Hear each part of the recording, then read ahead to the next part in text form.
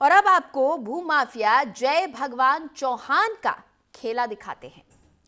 जय भगवान चौहान खसरा नंबर 226, 227 में 700 फ्लैटों की रजिस्ट्री कर चुका है। सरकारी जमीन, नोएडा अथॉरिटी की जमीन, शत्रु संपत्ति की जमीन पर कब्जा कर मॉल, विला और फ्लैट बनाए हैं। मौके पर भारत सरकार का बोर्ड साफ तौर पर इस भूमि को शत्रु संपत्ति अधिनियम के अंतर्गत दर्शाता है। शत्रु संपत्ति पर किसी भी प्रकार का कब्जा, निर्माण, खरीद फरोख्त या लेन देन गैर कानूनी है। लेकिन यहां पक्के निर्माण, मॉल, मार्केट खुलेआम संचालित हो रहे हैं। जय भगवान चौहान निर्माण कार्य रातों रात करवा रहा है ताकि प्रशासन की नजर से बचा रहे। क्या नोएडा प्राधिकरण, राजस्व विभाग, प्रशासन को जानकारी नहीं है या फिर जानबूझकर आंखें मूंदी गई हैं? ये प्रशासनिक मिलीभगत, कानून की अनदेखी और भूमाफिया तंत्र का गठजोड़ है। जय भगवान चौहान पर अवैध कब्जे को लेकर एफआईआर दर्ज है, लेकिन फिर भी माफियागिरी जारी है। जय भगवान चौहान नोएडा अथॉरिटी के अधिकारियों को धमकाता है। जय भगवान चौहान कहता है कि मेरे पर इतने मुकदमे हो चुके हैं, कोई कुछ नहीं बिगाड़ सका। एक और हो जाएगा तो कोई फर्क नहीं पड़ेगा।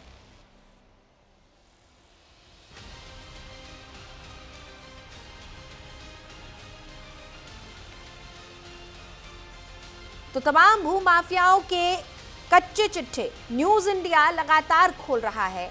सवाल सिर्फ एक कि जब मुख्यमंत्री योगी आदित्यनाथ ने साफ कहा है कि सरकारी जमीनों पर कब्जा खाली कर दें, तो फिर आखिर अधिकारियों के कान पर जूं क्यों नहीं रेंग रही? अधिकारी कौन सी नींद में सोए हुए हैं?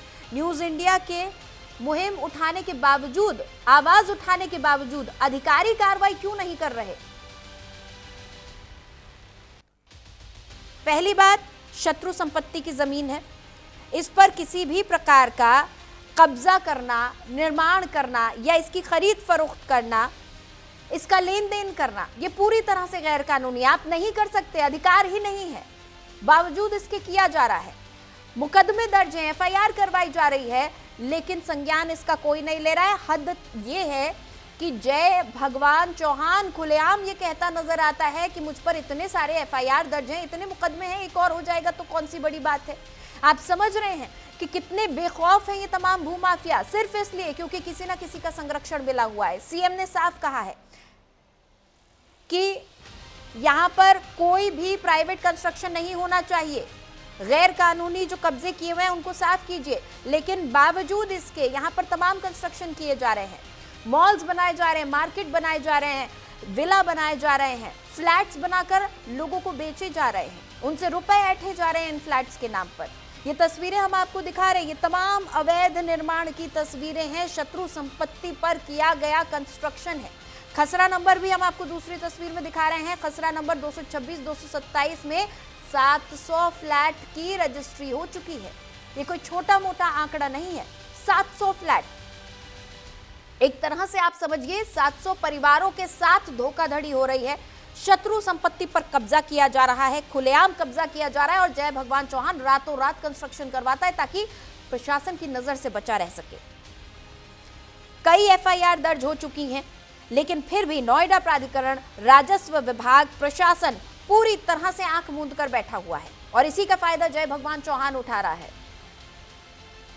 कई एफआईआर दर्ज हो चुकी हैं जय भगवान चौहान पर, अवैध कब्जे को लेकर ही एफआईआर हुई है, लेकिन फिर भी माफियागिरी जारी है, फिर भी लगातार कंस्ट्रक्शन किया जा रहा है, धड़ल्ले से कंस्ट्रक्शन किया जा रहा है। और सवाल करने पर कहता है कि अगर एक और मुकदमा हो जाएगा तो कोई बड़ी बात नहीं है।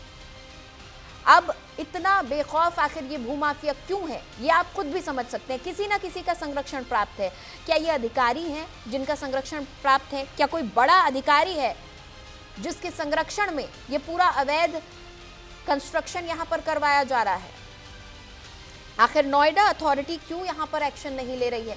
क्यों प्राधिकरण चुप है? जब सरकारी जमीन है, शत्रु संपत्ति है और सारी जानकारी पहुंचाई जा रही है प्राधिकरण तक, तो फिर आखिर क्यों इस पर एक्शन नहीं लिया जा रहा है?